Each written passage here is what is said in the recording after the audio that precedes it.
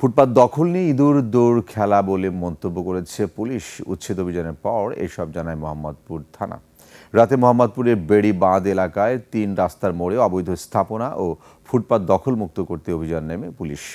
সড়কের যানজট নিরসন ও পথচারীদের চলাচলে স্বাচ্ছন্দ্য করতেই এই অভিযান। তবে বিকল্প আয়ের পথ না করে এমন অভিযানের ক্ষুদ্র ব্যবসায়ীদের স্বার্থ বিবেচনায় রাখছে পুলিশ।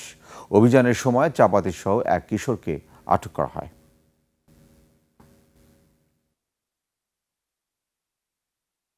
মোহাম্মদপুরের বিভিন্ন রাস্তাঘাটে আমরা অভিযান চালিয়েছি এবং ফুটপাতগুলো আমাদের নিয়ন্ত্রণে এনেছি। যে ইঁদুর বিড়াল খেলা চলে, এখন মুশকিল হলো যে এদের আমরা তো একেবারে গ্রেপ্তার করা বা মালামাল জব্দ করাও তো খুব কঠিন, কারণ দিন শেষে তখন আবার মানবিকতার প্রশ্ন চলে আসে, কারণ এরা তো ওইভাবে তো অপরাধের সাথে যুক্ত না। মানে এখানে এসে আমরা হাতে নাতে একদম চাপাতিসহ একজন ছিনতাইকারী ধরলাম, নাম হচ্ছে রাহুল, বয়স কিন্তু দেন 18 থেকে 19 শীতের মধ্যে সে 5টা মামলার আসামি।